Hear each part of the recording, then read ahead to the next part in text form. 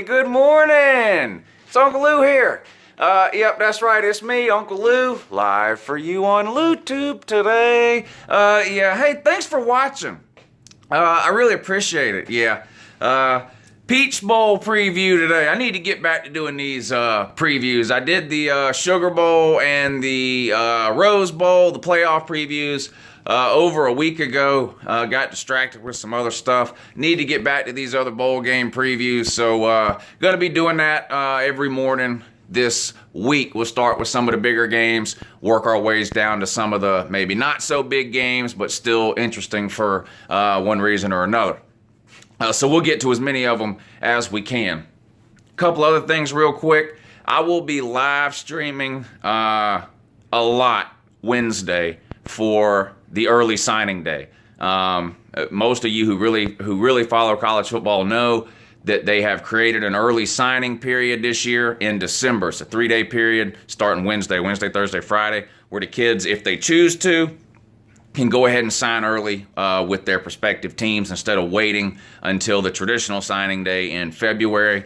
So a lot of big announcements expected on Wednesday. A lot of big announcements, not just for UGA, but for all the teams. So Uncle Lou's going to be live streaming for you most of the day on Wednesday. I will have live feeds of all of the major commitments and announcements live streaming for you on LouTube. I've just about got that nailed down. I've got all the I've got everything I need to do that. I can stream that for you through my YouTube channel. So if you guys don't want to run around hunting down all the different commitments that are going on Wednesday, or maybe you're busy with something else, you can just tune into the Uncle Lou Show Wednesday live. And I'm going to cover as many of those commitments and announcements on Wednesday for you as I possibly can. I also mentioned this the other day on the live show, but I'm bringing back the NCAA football streaming series, the old EA Sports football game. I have the most recent one, which is 2014. Of course, they can't make any more now because of that lawsuit. So the most recent one is 2014. But I've got all the updated rosters, okay? So every single team on the game has 2017 rosters. So I've got Georgia's current roster. I've got Oklahoma's current roster. Alabama, Clemson, Auburn. I mean, you name it. I've got them all. It's all up-to-date, current 2017 rosters. So I'm bringing back that series now during bowl season, and I'm going to stream and simulate some of these bowl games, and we'll see how it goes. I'll probably start with maybe Georgia, Oklahoma tonight. By the way, that starts. I'll be doing that tonight, probably around 9 or 9:30. I'll do that tonight, and I'm going to do that at least a couple of times a week for the next couple of weeks, probably more, probably 3 times a week. I don't as much as I can for you. Also, KP Dog. Good morning, sir. Left a comment on one of my videos yesterday, and I had forgot about this, and this is weird. If you guys remember when I was streaming this football game over the summer, which was back in July, I simulated an entire Georgia season, right?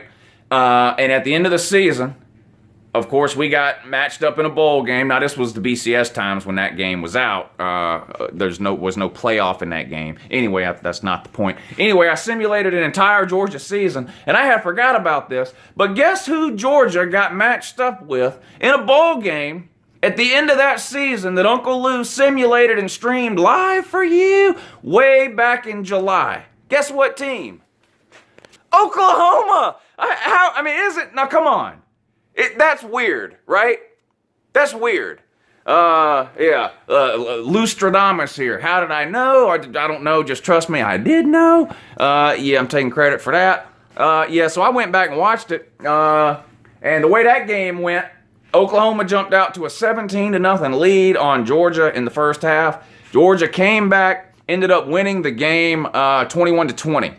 Actually, I think it was 28-20. Georgia threw a garbage touchdown pass on the last play of the game just to run the score up. Really, Georgia scored a touchdown with like a minute to go up 21-20 and beat Oklahoma. So it was a great game. So I'm going to be simulating that again and a bunch of other bowl games too. Again, that starts tonight around 9 or 9:30. Wednesday, huge signing day live feed here on YouTube. But let's talk about the Peach Bowl. Auburn versus Central Florida. I've said this a couple of times already. Auburn is clearly the better team. Auburn is clearly the better team here. It's not even close, in my opinion. And yeah, I hate Auburn.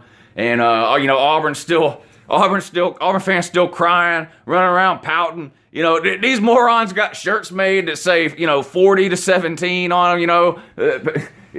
Beating their chests over a meaningless regular season win over two playoff teams, Georgia and Alabama or whatever. The November champions, the Auburn Tigers. Here's your trophy, Barner.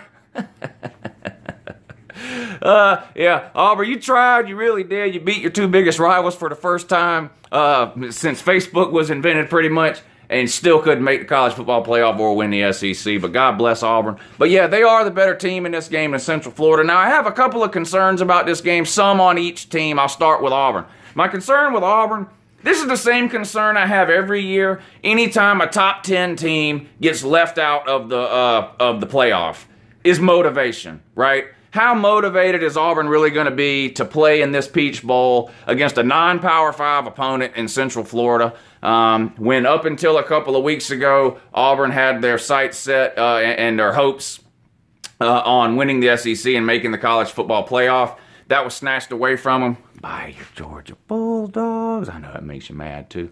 So you always wonder, the motivation type of thing, how that's going to work out. You look at like an Alabama, the years that they haven't made the BCS or the playoff, they kind of crap the bed in whatever bowl game they end up in. That's happened to them a couple of times.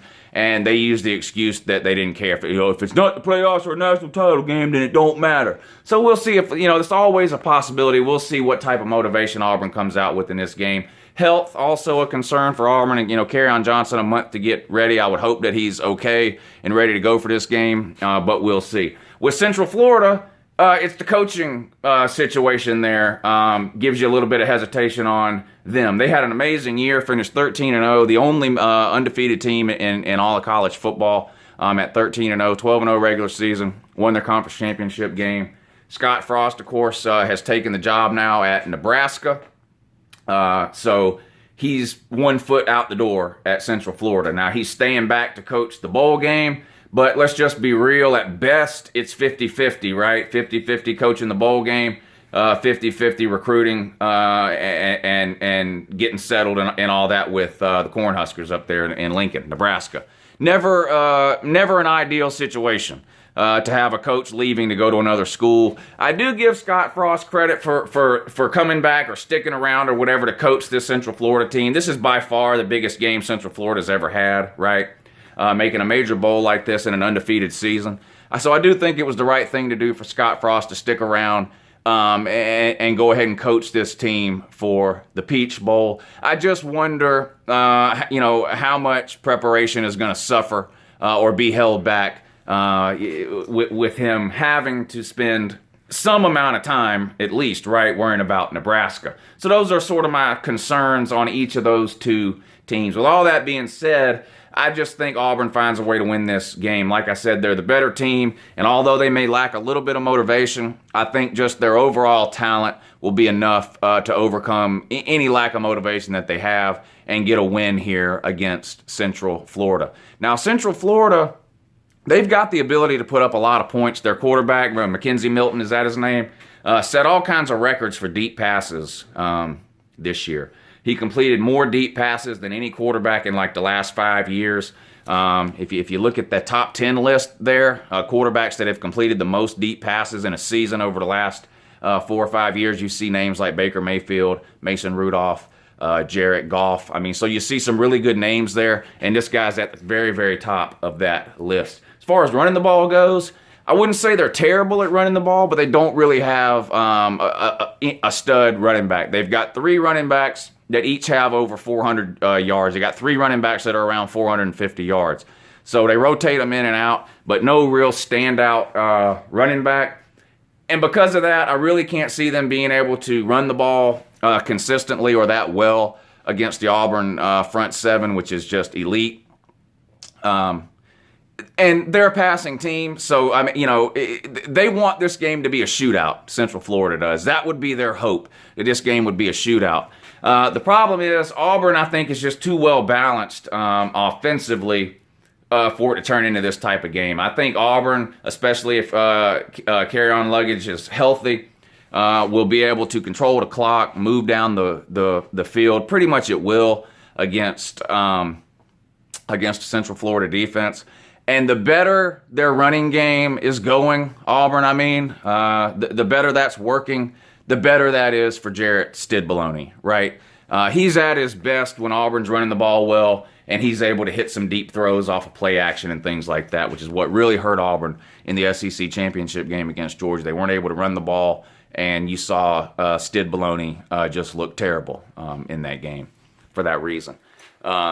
So this will be an interesting and exciting game to watch for a lot of the reasons that I've already mentioned. It's always fun to see one of these non-Power 5 teams that makes a good run get a shot at one of the top 10 teams or whatever, and that's what they get with Auburn this year. Reminds me of Boise State playing Oklahoma back in the Fiesta Bowl 10 years ago or whenever that was. So you see this every once in a while, and it does make it interesting to watch, and one that I will be looking forward to. Gus Malzahn, he's got 7 million reasons to win this game. He just got a raise and an extension for not winning the SEC. For not winning the SEC, they gave him a raise and an extension. He's now making $7 million a year. So the barn really had to pay this clown to keep him from running off to Arkansas to Fayetteville there. We'll see if that was the right move or not. Of course, a month ago, about 80% of Auburn fans wanted this joker fired. I personally think he should get a lifetime extension and stay at Auburn forever. He's not a good coach. I mean, that's been proven time and time again. Auburn say, "Oh, they were good this year, Lou. They did good. They were one win away, Lou. It wouldn't have been for injuries, Lou." Yeah, listen, injuries are a part of college football, okay? You play Georgia and Alabama the end of November every single year. That's not changing anytime soon. You're going to continue to have injuries at the end of every single year. That's why you have 85 scholarships, not 22. Okay? Yeah, you got 11 offensive starters and 11 defensive starters. Injuries happen. That's why you have 80-some scholarships. Okay? Everybody has injuries. That's just the way it is. You beat Alabama. They were missing how many starters off their defense? You weren't trying to hear that, though, were you? No. You were just beating your chest that you beat Alabama. So please shut up about the injuries. Everybody's plan would hurt players and injured players in November. That's just the way it is. We beat Auburn last year without scoring an offensive touchdown, and he would have said, "Well, only reason you beat us, Lou, because we didn't have Cam Petaway." Hey, we beat you this year. Only reason you beat us, Lou, we didn't have carry-on luggage. Listen, I don't care who you have or you don't have. Next man up, suit up, let's play ball. It's November. Teams are hurt, okay? Players are hurt. Players are injured. You're missing players. Whatever. Start recruiting better, I guess. I don't know, but recruit a second running back maybe. Every year where you're starting running backs out and then you can't get a first down. That's pathetic and sad. And it goes right back to Gus Malzahn. Recruit you a second running back, sir. That'd be great. Yeah, appreciate it. You probably fans appreciate it too. I don't know. Maybe. Well, actually, maybe they wouldn't. Maybe half of them back to wanting you fired now. I don't know. Gus bust toting along, 3 flat tires, a busted radiator. That's not breaking news. That's not even fake news or alternative facts. Yeah, that's pretty much common knowledge there. Property in the public domain. Yeah. Anyway, so I'll see y'all tonight on that live stream. Like I said, that'll be about 9 or 9:30, and I'm going to do a bunch of these. So we're going to start with Georgia and Oklahoma tonight. Hopefully tonight. It'll be tonight. Yeah. And then we'll decide on the live stream. I'll let those of you that are watching the live stream tonight decide which game you want to see next, and we'll just continue to do it that way. I have a feeling it'll be the playoff game, Clemson, Alabama, or whatever. But we'll decide during the stream which game we want to stream after the Rose Bowl. Anyway, thanks for watching. Official prediction on this Peach Bowl. I think Auburn wins. Don't really think it'll be that close. I'm going to go ahead and say Auburn wins this game 34-20. How about that? Have a great day and even better morning also and as well. In addition to that, too.